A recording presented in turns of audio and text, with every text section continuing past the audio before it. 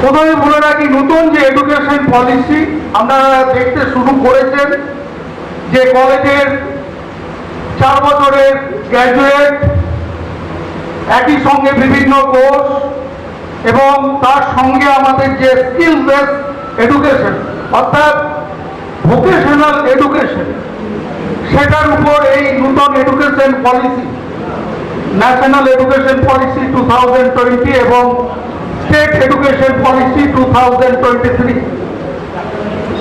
তাতে ভোকেশনাল বিভিন্ন যে হাতে কলমে ব্যবহৃত সাবজেক্টগুলোর উপর জোর দেওয়া হয়েছে এবং নতুন এডুকেশন পলিসিতে ইনোভেশন ইজ এডুকেশন অর্থাৎ উদ্ভাবনী শক্তি যার আছে সে এডুকেশনের বিষয়গুলো ক্লাসরুম থেকে সমাজ, সমাজ থেকে দেশ, দেশ থেকে দেশান্তর যাবে। তো তারই ভাবনা থেকে উৎকর্ষ বাংলা, যেখানে সমস্ত এই যে বিভিন্ন পোস্টে, উপর পোস্টে WBCS এক্সিকিউটিভ আমাদের ডিস্ট্রিক্ট নোডাল অফিসারের আন্ডারে, ডিস্ট্রিক্ট প্রজেক্ট ম্যানেজার থেকে শুরু করে বিভিন্ন যে পোস্টগুলো রয়েছে তার রিক্রুটমেন্ট অলরেডি উৎকর্ষ বাংলা থেকেই অ্যাপয়েন্টমেন্ট হয়েছে। এবং আজকে যে সমস্ত ট্রেনিং প্রোভাইডাররা এসছেন, যেটুকু আমি জেনেছি মাইন্ডার কোম্পানি এসছেন, মাইন্ডারের যে 3 মাসের ট্রেনিং হবে, শুনেছি জয়পুরে ট্রেনিং হবে, তারপর তাদের প্লেসমেন্ট হবে, তাদের চাকরি নিশ্চিত। এছাড়াও বর্ধমান উইমেন ITI যারা রয়েছেন তাদের ট্রেনিং দেওয়া হবে। কিছু না হোক, আমি 3 মাস ট্রেনিং এর পর আমি স্বাবলম্বী হতে পারবো।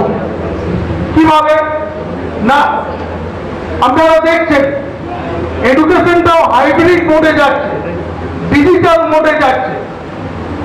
আমাদের বিদ্যালয়গুলোকেও আমাদের আস্তে আস্তে ওই ব্ল্যাকবোর্ডের জায়গায় স্মার্ট মোডে রূপান্তরিত করতে হচ্ছে। তার মানে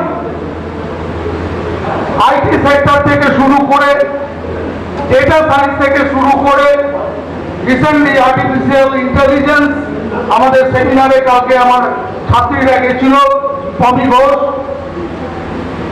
টোটাল সিস্টেমটা, এডুকেশন সিস্টেমটাই কিন্তু হ্যান্ড টু হ্যান্ড এক্সপিরিয়েন্স এবং ইনোভেশন এডুকেশন এবং স্কিল বেসড এডুকেশন। ভবিষ্যতে আমাদের মতো চাকরি থাকবে না। এডুকেশন সেক্টর যেহেতু লাভজনক সমস্ত নয়, এইগুলোকে প্রাইভেটের হাতে ছেড়ে দেওয়া হবে। আমাদের হাইব্রিড মোডে যেমন একসঙ্গে আমি 23টা কোর্স করতে পারি না, আমি সকালে কলেজ করলাম, রাত্রে আমি হয়তো আমেরিকার কোনো একটা কোর্স আমি করে নিলাম, যে কোর্সটা আমি ইন্ডিয়ায় বসে করলাম, মাঝরাতে হয়তো আরেকটা কোর্স করে নিলাম 1 ঘন্টা। এই যে মাল্টিডিসিপ্লিনারি সাবজেক্ট আমরা পড়তে পারছি, যেটা আমাদের সময় ছিল না, এই পলিসির পরিপ্রেক্ষিতে উৎকর্ষ বাংলা আমাদের একটা স্থায়ী সরকারের আবহাওয়ায় আমার মনে হয় আপনারা ট্রেনিং নিন। যারা চাকরি করছেন না তারা ট্রেনিংয়ে চলে যান এবং ট্রেনিংয়ে সম্ভবত বোধহয় ট্রেনিংয়ের জন্য কোনো পয়সা লাগবে না, জানি না, থাকা খাবার ফুল ফ্রি। ট্রেনিংটা ভালো করে দিন এবং আমার দৃঢ় বিশ্বাস, কিছু না হোক, চাকরি যদি আমি নাও পাই, আমার যদি অভিজ্ঞতা থাকে, আমি আরো 10 জনকে চাকরি দিতে পারবো। রাজ্য সরকার উৎকর্ষ বাংলার মাধ্যমে দিকে দিকে কর্মসংস্থানের যে কর্মসূচি নিয়েছেন, তারই আজ একটি ফলশ্রুতি আমরা দেখলাম কাঞ্চননগর দীননাথ দাস উচ্চ বিদ্যালয়। এই জব অ্যাওয়ারনেস ক্যাম্পে উপস্থিত ছিলেন পূর্ব বর্ধমান জেলার নোডাল অফিসার মাননীয় শামস তিরভেজ আনসারি। স্বাগত ভাষণে জাতীয় শিক্ষক ডক্টর সুভাষচন্দ্র দত্ত বলেন যে নতুন শিক্ষানীতি কর্মমূলক। নোডাল অফিসার মাননীয় আনসারি সাহেব জানান যে 300-রও বেশি প্রকল্প তারা পূর্ব বর্ধমান জেলায় ছড়িয়ে দিয়েছেন বিভিন্ন প্রান্তে।